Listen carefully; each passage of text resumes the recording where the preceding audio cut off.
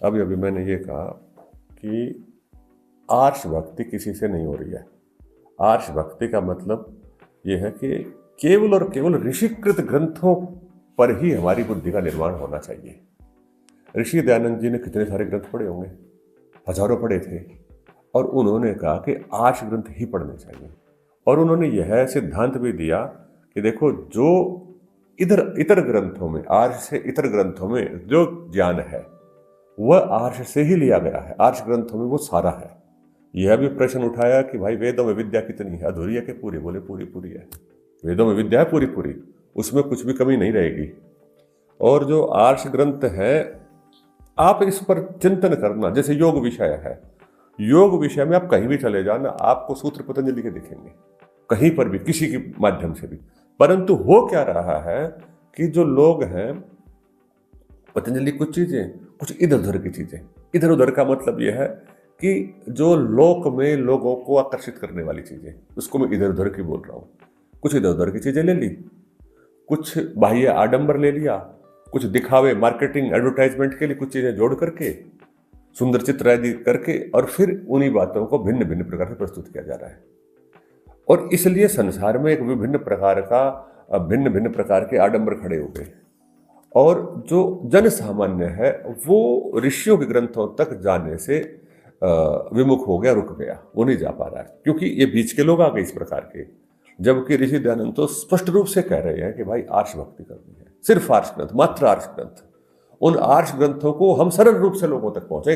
अब क्या है कि उन आर्ष ग्रंथों की व्याख्याओं को भी और जटिल किया जाता है, तो उन ग्रंथों का प्रकाश अधिक नहीं हो पा रहा है। क्योंकि ऋषियों ने उन ग्रंथों को जो लिखा, बताया, वह इस प्रकार से कहा कि सारा ज्ञान एक विषय के ऊपर, पूरा पूरा उस विषय पर प्रारंभ से लेकर के अंत तक का ज्ञान वो उन्होंने उस सूत्रों में ग्रथित कर दिया। चाहे षड दर्शन की बात करें या उपनिषदों की बात करें या वेदों की और भी बात कर सकते हैं। तो हम उन ग्रंथों को छोड़ करके अन्य अन्य ग्रंथों की तरफ चल पड़ते हैं, परंतु अपना उद्देश्य स्पष्ट है, केवल आर्ष। वो आर्ष ग्रंथ कैसे विकसित होंगे, कैसे समृद्ध होंगे, यद्यपि वो ठीक है, परंतु उनका प्राकट्य होना चाहिए उनके ज्ञान का संसार में। उसके लिए उसके ऊपर गहरा चिंतन हो, सरल सरल व्याख्या हो, कठिन व्याख्या, जटिल व्याख्या नहीं करनी है। उन ग्रंथों तक पहुंचना ही हमारा प्रधान लक्ष्य है। और जब वो हो जाएगा तभी माने उन ग्रंथों का जो प्रयोजन है वो पूरा होगा। जैसे किसी भी योग के ग्रंथ में जाओ तो योग का क्या प्रयोजन होता है? हठ योग के ग्रंथों में का स्पष्ट प्रयोजन उन्होंने ग्रंथकारों ने लिखा, केवलम राजयोगाय, हठ योगम का उपदेश किया जाता है कि राजयोग के लिए। अब राजयोग के लिए हठ योग सिखाया जा रहा है, सोचो। और राजयोग क्या है पतंजलि को? योगानुशासनम, चित्तवृत्ति निरोध। तो चित्तवृत्ति निरोध है, परंतु चित्तवृत्ति निरोध किसका हो रहा है, क्यों हो रहा है, कैसे हो रहा है, इस विषय पर चर्चा नहीं हो रही है पूरे योग के क्षेत्र में।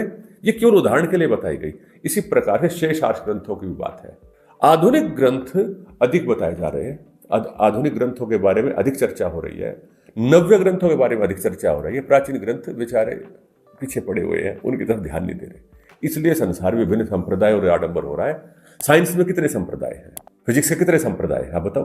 प्राचीन काल वैशेषिक तो वैशेषिक ही था, संप्रदाय थोड़ी थे वैशेषिक के, वो तो सबके साथ जुड़ा हुआ था। फिजिक्स भी पढ़ता है व्यक्ति, केमिस्ट्री पढ़ता है, बायोलॉजी पढ़ता है, एक ही साथ में एक ही कक्षा में सारे विषय पढ़े जाते हैं, तो उनका परस्पर कोई विरोध नहीं है, विरोधाभास है ही नहीं। इसी प्रकार न्याय, वैशेषिक, सांख्य, योग का कोई विरोधाभास वेदांत का होना ही नहीं चाहिए। यदि वह विषय पूर्ण रूप से सही है, यदि वह सत्य को, तत्व को प्रकट कर रहे हैं तो। और हम लोग क्या कर रहे हैं, छोटे छोटे उसका एक हिस्सा लेकर के उसकी मार्केटिंग करने लग गए। और मार्केटिंग शब्द ऋषियों ग्रंथों के साथ है ही नहीं। ये जैसे ही लगा देंगे तो फिर उनका जो वास्तविक विद्या वो पीछे रह जाएगी। बहुत ऊपर की खुरचन सी हमें मिलती है, सुपरफिशियल लेवल है, भीतर का तो है ही नहीं उसमें। तो इसलिए आर्ष ग्रंथों की भक्ति का मतलब यही है कि उन्हीं ग्रंथों का हम अध्ययन अध्यापन करें, बस इतना यही अपने गुरुकुल का उद्देश्य है। अन्य ग्रंथ वहां पर है ही नहीं, और न आपको करना है। ये सिद्धांत इसी को पकड़ के चलना है, इसको मतलब आगे बढ़ाना है।